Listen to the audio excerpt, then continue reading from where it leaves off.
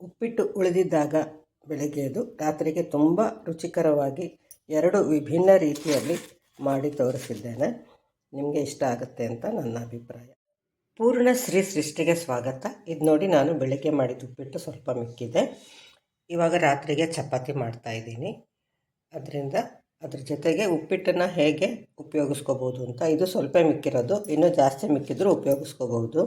ಇದಕ್ಕೆ ಎಲ್ಲ ಹಾಕಿದ್ದೀವಿ ಉಪ್ಪಿಟ್ಟಿಗೆ, ಆದರೂ ಇದಕ್ಕೆ ಮತ್ತು ಸ್ವಲ್ಪ ಗರಂ ಮಸಾಲ, ಸ್ವಲ್ಪ ಉಪ್ಪು, ಮತ್ತು ಸ್ವಲ್ಪ ಹಚ್ಮೆಣ್ಸಿನ ಪುಡಿ, ಸ್ವಲ್ಪ ಚಾಟ್ ಮಸಾಲ, ಮತ್ತು ಈ ಕೊತ್ತಂಬರಿ ಸೊಪ್ಪನ್ನು ಹೆಚ್ಚಿ ಹಾಕ್ಕೊಳ್ತೀನಿ. ಕೊತ್ತಂಬರಿ ಹೆಚ್ಚಿ ಹಾಕ್ಕೊಂಡಿದ್ದೀನಿ. ಇದಕ್ಕೆ ಸ್ವಲ್ಪ ಅಕ್ಕಿ ಹಿಟ್ಟು ಹಾಕ್ಕೊಂಡು ಚೆನ್ನಾಗಿ ನಾದಿ ಉಂಡೆ ಮಾಡ್ಕೊಳ್ಳೋಣ. ನೋಡಿ, ಈ ಥರ ಆಯಿತು.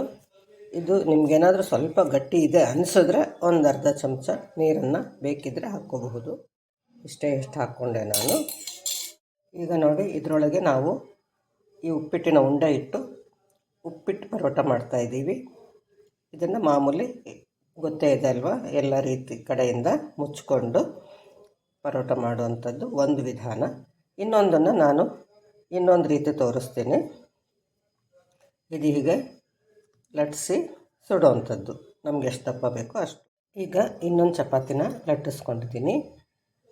ಅದನ್ನು ಹೀಗೆ ಎಣ್ಣೆ ಹಚ್ಚಿ ಸವರ್ಕೊಳ್ಳೋಣ ಫಸ್ಟು. ಆಮೇಲೆ ಇದೇ ಉಪ್ಪಿಟ್ಟು ಮಸಾಲೆ ಇತ್ತಲ್ಲ ನಾವು ಮಾಡ್ಕೊಂಡಿದ್ದು, ಒಂದು ಮಾಮೂಲಿ ಪರೋಟ ಥರ ತೋರಿಸಿದ್ದೀನಿ. ಇನ್ನೊಂದನ್ನು ಈ ರೀತಿ ಹರಡ್ಕೋಬೇಕು, ನಾವು ಎಲ್ಲ ಕಡೆ ಸ್ಪ್ರೆಡ್ ಮಾಡ್ಕೋಬೇಕು. ಬರೀ ಇದನ್ನೇ ಮಾಡೋ ಹಾಗಿದ್ರೆ ನೀವು ಉಂಡೆ ಥರ ಮಾಡಿದ್ರೆ ಉದುರೋದ್ರಾಗೆ ಇಟ್ಕೋಬಹುದು, ಆವಾಗ ಹರಡೋದಕ್ಕೆ ಸುಲಭ ಆಗುತ್ತೆ. ಈ ಥರ ಹರಡಿದ್ದಾಗಿದೆ. ಇದ್ರ ಮೇಲೆ ನಾವು ಅಕ್ಕಿ ಹಿಟ್ಟನ್ನೇ ಹರಡಬೇಕು, ಬೇರೆ ಯಾವುದೇ ಹಿಟ್ಟು ಬೇಡ. ಇದಕ್ಕೆ ಮಾತ್ರ ಈ ಥರ ಹರಡ್ಕೊಂಡು ನಾವು ಮತ್ತೆ ಬಿಗಿಯಾಗಿ ಸುರುಳಿ ಸುತ್ಕೋಬೇಕು. ಹೀಗೆ ಒತ್ತಿ ಹೀಗೆ ಬಿಗಿಯಾಗಿ ಸುರುಳಿ ಸುತ್ಕೋಬೇಕು. ಹೀಗೆ ಒತ್ತಾನೆ ಸುತ್ಕೋಬೇಕು. ಮತ್ತು ಕೂಡ ಹೀಗೆ ಸ್ವಲ್ಪ ಹೀಗೆ ಪ್ರೆಸ್ ಮಾಡ್ಕೋಬೇಕು. ಇವಾಗ ಇದನ್ನು ನಾವು ಹೀಗೆ ಪ್ರೆಸ್ ಮಾಡ್ಕೋಬೇಕು. ಈ ಕಡೆ ಹೀಗೆ ಬರೋ ಹಾಗೆ ಮಾಡ್ಕೋಬೇಕು.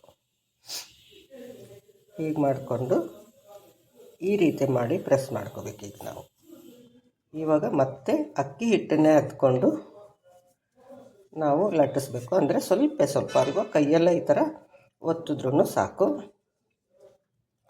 ಅಥವಾ ಸ್ವಲ್ಪ ಲಟ್ಟಣಿಗೆಯಲ್ಲಿ ಲಟ್ಟಿಸಿದ್ರೂ ಸಾಕು. ಈ ಥರ ಇರಬೇಕು.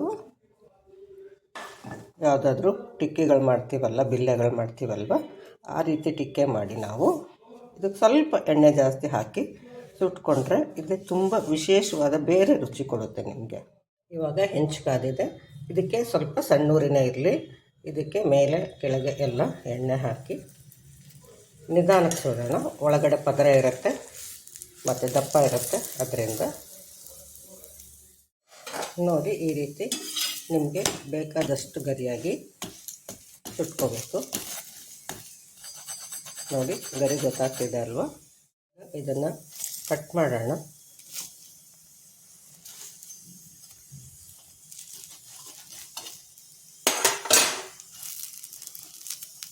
ನೋಡಿ ಹೇಗೆ ಕಾಣುತ್ತೆ ಅಂತ. ಪದರ ಇರುತ್ತೆ, ಒಳಗಡೆ ಮಸಾಲೆ ಇರುತ್ತೆ, ತುಂಬ ಡಿಫ್ರೆಂಟ್ ಆಗಿರುತ್ತೆ. ನೀವು ಉಳಿದಿದ್ದು ಉಪ್ಪಿಟ್ಟು ಮಾಡಿದ್ದೀರಿ ಅಂತ ಯಾರಿಗೂ ಗೊತ್ತಾಗೋದಿಲ್ಲ.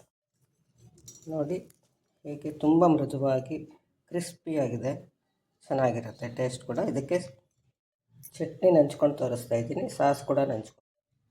ಉಪ್ಪಿಟ್ಟಿಗಾಗಲಿ ಚಪಾತಿಗಾಗಲಿ ಏನೂ ಸಂಬಂಧವೇ ಇಲ್ಲದೆ ಇರೋವಂಥ ಹೊಸ ರುಚಿ ಆಗುತ್ತೆ ಇದು ಮಾಮೂಲಿ ಪರೋಟ. ನೀವು ಪರೋಟ ತಿನ್ನೋವಾಗ ಮಾಮೂಲಿ ಮೃದುವಾಗೇ ಇರುತ್ತೆ, ಮೆತ್ತಗಿರುತ್ತೆ. ಆದರೆ ಇದನ್ನು ಮಾಡ್ಕೊಳ್ಳಿ ನೀವು, ತುಂಬ ಹೊಸ ರುಚಿ ಅನಿಸುತ್ತೆ. ಒಳಗಡೆ ಗರಿ ಅನಿಸೋದು ಮಕ್ಕಳಿಗೂ ದೊಡ್ಡವ್ರಿಗೂ ಎಲ್ರಿಗೂ ಇಷ್ಟ ಆಗುತ್ತೆ.